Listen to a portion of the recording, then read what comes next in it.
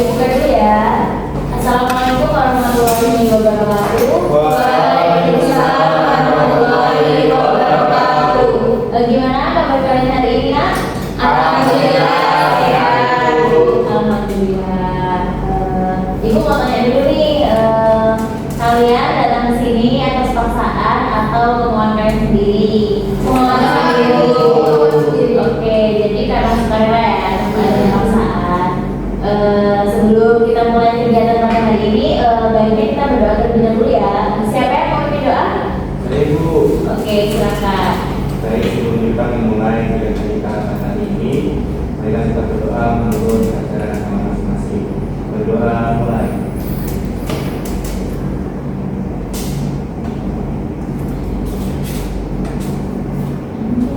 Berdoa selesai. Oke, jadi Ibu izin memperkenalkan diri dulu ya. Perkenalkan, nama Ibu Putri Indonesia, bisa dipanggil Ibu Putri. Silakan Nak, kalian saling memperkenalkan diri supaya lebih kenal. Di sini udah pada kenal belum? Oke, jadi perkenalan diri dulu ya. Mulai dari Masnya, silakan. Perkenalkan nama saya Eka. Perkenalkan nama saya Andi. Saya Andis. Saya Fidla. Saya Dea. Saya Zara. Oke, jadi udah mulai kenalan sama teman-temannya sekarang. Oke, sebenarnya kalian udah tahu belum sih apa itu bimbingan kelompok? Oke, jadi gue jelasin dulu ya. Jadi bimbingan kelompok adalah suatu layanan yang diberikan dari konselor kepada konseli untuk membantu mereka mengembangkan diri dan memecahkan masalah melalui interaksi dan dinamika kelompok. Itu anak-anak sudah paham? Sudah. Oke. Anak-anak dalam bimbingan kelompok kali ini kan ada kesepakatan waktu nih. Jadi kalian mau berapa menit untuk bimbingan kelompok ini? 15 saja. Oh, 15. Oke, 15 menit ya. Untuk topiknya kan ada dua, topik tugas dan topik bebas. Kalian mau pilih topik yang mana? Bebas. Bebas. Bebas. Bebas. Mau yang mana? Bebas. Bebas. Oke, jadi bebas ya. Untuk topik bebas ini berarti kalian menyampaikan nih masing-masing dari kalian apa yang ingin diskusikan pada hari ini. Oke, mulai dari siapa dulu? Dari Mas Ika. Oke, boleh. Nah, ingin mendiskusikan bagaimana cara hidup sehari-hari. oke. Terus siapa lagi? Mas Adi. Saya nanti Bu pertemanan persirkelan dalam pertemanan gitu. Oke, boleh. Selanjutnya? Saya Bu. Oke. Kalau saya ini aku kesulitan fokus pada banyak hal kayak nggak bisa multitasking gitu. Ya, Saya terus? Bu. Ya. Kalau saya cara mengelola waktu di kesibukan ini, berkomunikasi dan kuliah. Oke, iya boleh. Udah FOMO jadi ikut-ikut teman gitu. Ya, terus kalau Saya suka overthinking Bu, nggak bisa tidur.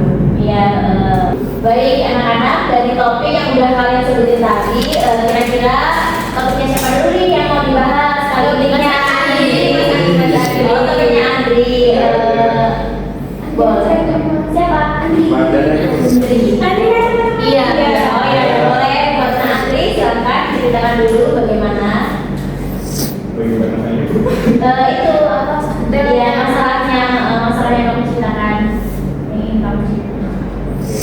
Jadi Bu, di sini saya mengalami kesulitan Bu dalam mengatur mengelola waktu nih antara kesibukan di organisasi dan juga kesibukan di rumah. Jadi ketika organisasi itu ada acara, tetap tahan nih sama perkuliahan itu. Jadi di situ berbeda. Oke. Untuk teman-teman ada yang mau menyampaikan saran buat Nak Andri? Saya Bu. Oke, boleh. Mungkin bisa dengan dikasih tahu dulu ya kegiatan di organisasinya itu misal tanggal berapa dan dihadapkan di jam berapa. Nah lalu disesuaikan dengan perkuliahan, misal kalau misalkan tabrakan ya kalau bisa, kalau misalkan nggak berkenan amat dibatalkan aja gitu organisasinya. Iya. Ada lagi? Ya boleh. Oh iya, oke, Nak Dika, silakan. Kalau menurut saya lebih dengan hadis lebih mengutamakan ke yang terpenting ya, yang penting dahulu kuliahnya dulu. Oh iya, kalau dari saya, Nah, aku misalnya di organisasinya sangat penting tidak bisa ditinggalkan. Jadi perkuliahannya kan bisa online atau daring gitu. oke. Memanfaatkan teknologi. Ada lagi? Mungkin kalau saya buat to-do list. Oke. Jadi disimpulkan ya dari pendapat-pendapat dari anak-anak sekalian, si Andri ini kan kesulitan dalam mengatur waktu antara organisasi dan kegiatan kampus. Jadi pada ide yang sudah kalian sampaikan dapat ditarik kesimpulan bahwa Andri harus menulis apa sih? Menulis jadwal dulu, mana nih yang paling dahulu yang harus didahulukan, kayak misalnya tugas akademik nih, misalnya dari tugas kampus, mana yang harus didahulukan terlebih dahulu. Terus juga harus kalau misalnya di organisasi, kita lihat tuh acara apa sih yang emangnya maksudnya yang penting itu, jadi kita bisa menyesuaikan antara waktu kuliah dan waktu berorganisasi gitu. Untuk yang selanjutnya itu harus mengatur waktu dan mengatur istirahat juga. Kalau misalnya ada tugas itu harus diselesaikan dalam waktu yang misalnya yang tugasnya itu mepet deadline itu yang harus dikejar terlebih dahulu gitu. Oke. Selanjutnya bagaimana? Nah, Andri? Oke, baik. Saya bukan yang Iya. saran dari teman-teman semua.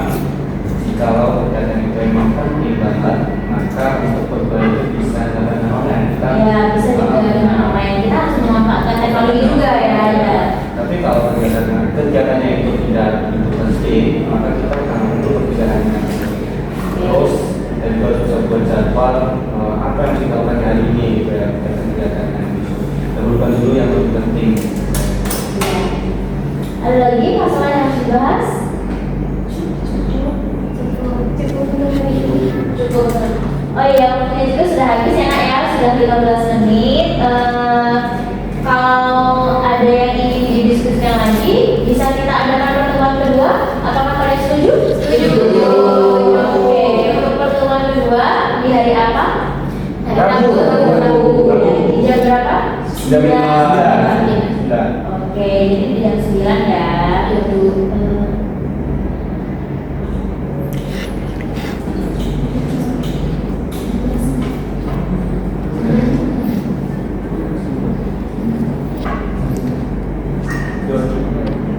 Oke, untuk mengakhiri kegiatan kali ini, baiknya kita berdoa ya anak-anak. Siapa yang ingin doa?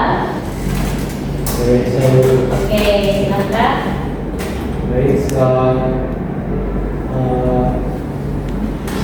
melakukan kegiatan pada hari ini, mari kita berdoa masing-masing doa mulai.